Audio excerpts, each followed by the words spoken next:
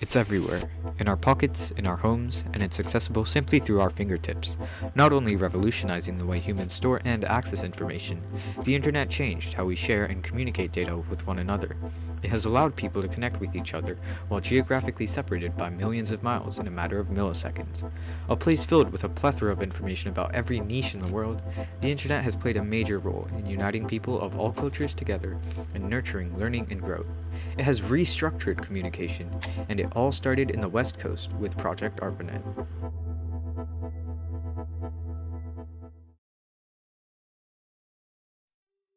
The world had seen what atomic bombs had done to Japan in the previous World War and simply was not ready for an all-out nuclear war. Nuclear warfare posed a serious threat to a nation's interests, as in the case of the US, powerful rival countries had access to such weapons of large-scale destruction.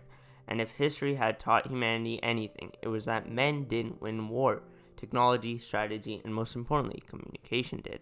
The current communication network at the time in the States was somewhat primitive, relying on telephone lines to transfer information. The network was flawed in many ways. However, the deal breaker was the fact that it wasn't robust enough to survive a nuclear attack.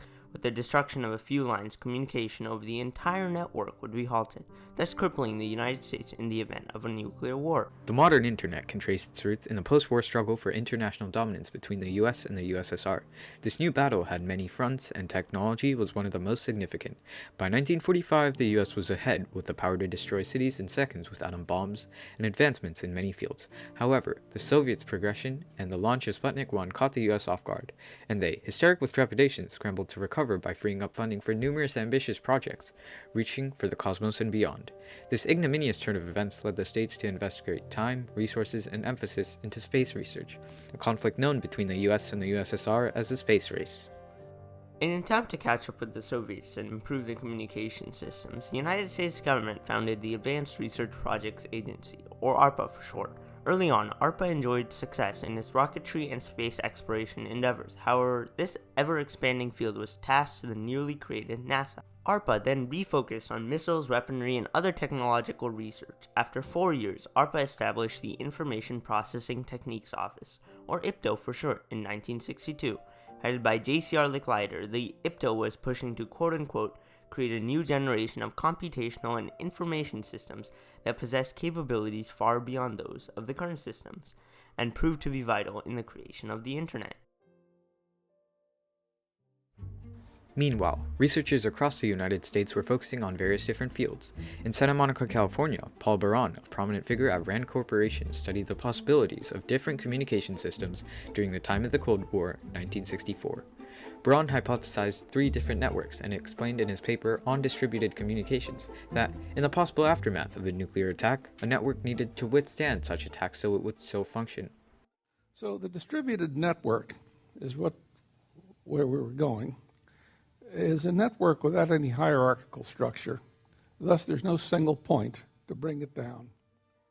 If one connection got destroyed in Model C, the majority of the routes would still be active due to their interconnectivity, the like of a spiderweb. In England during the year 1965, Donald Davies studied packet switching in the National Physical Laboratory. Merely a reapplication of dynamic allocation techniques, packet switching was created on the basis that each file or message transmitted over the network would be split up into 1024-bit packets, which would be individually transmitted over the network. Each packet would have a portion of the original message and a header containing information such as the destination, source, and packet number. These packets would travel through the nodes and were reassembled in the correct order to make up the original message.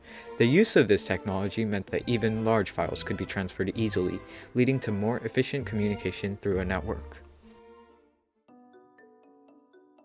When ARPA reinvented itself, the agency faced a profusion of issues in the process of research. The current system of computers made collaboration incredibly difficult, especially if computers were geographically distant. Robert Taylor, a former NASA engineer, realized the unproductivity of a single isolated computer. The inability of computers to communicate with other computers proved to be a massive problem. It restricted correspondence between researchers and was very inefficient. Granted a budget of $1 million to build an experimental network, Taylor was tasked with making the process more efficient, productive, and link some of the IPTO-hosted sites. Project ARPANET was a go. After being appointed as project manager, Lawrence Gilman Roberts, a prolific researcher from Lincoln Labs, began to lay schemes for starting out. Lucky for him, most of ARPANET was already planned. ARPANET would combine Donald Davies' packet switching method and Paul Barron's distributed network model. At each computer on the network, there was to be an interface message processor to process the packets. These IMPs were predecessors to modern-day routers and were meant to relieve the computational burden on connected computers. The idea was to build a switch, which we called an interface message processor. It's the size of a telephone booth. It's military hardened. Both Beranek and Newman were given the contract by ARPA and IPTO to build the hardware for the IMPs. BB&N, both Beranek and Newman, the company that got the contract to implement the network. The IMPs would be using software developed by a team at ARPA to be able to handle the packets. The blueprints were all laid out. Now it's time to start building. In 1969, 4 sites were selected to start the network. An IMP was placed at each location: UCLA, Stanford Research Institute, UCSB, and the University of Utah. The first node to be ready was UCLA, where Leonard Kleinrock and a team of others got the site up and running. In October, the Stanford Research Institute installed its IMP. With the first 2 nodes set up, the time had come for the first connection. Leonard Kleinrock would be connecting a Sigma 7 computer via the IMP at UCLA. With the help of his postgrad student Charlie Klein, Kleinrock would attempt to initiate a login sequence to communicate from the UCLA computer to the SRI's SDS-940 computer. After several hours of failures after failures, at approximately 10:30 p.m. on October 29th, Klein managed to establish a link between his computer and the computer at the Stanford Research Institute. Success! Klein typed in "login" in the command prompt when an error struck. The SRI end had crashed. It was on a terminal like this that I actually attempted to connect to the computer at SRI. Fortunately, the letters LO still went through. It was a success. For the first time in history, people had communicated from approximately 350 miles apart in a span of mere seconds. In its early stages, ARPANET was rarely used, mainly due to massive public disinterest. The network was used mostly by researchers to communicate and share data and findings. However, the Network Working Group introduced the Network Connection Protocol, NCP, which increased public interest. Perhaps one of the biggest achievements over the network apart from packet switching was the invention of the email. Ray Tomlinson, a BBN employee, wrote a program allowing for such a connection over the network. Tomlinson came up with the modern email address of user@host, a convention widely used today.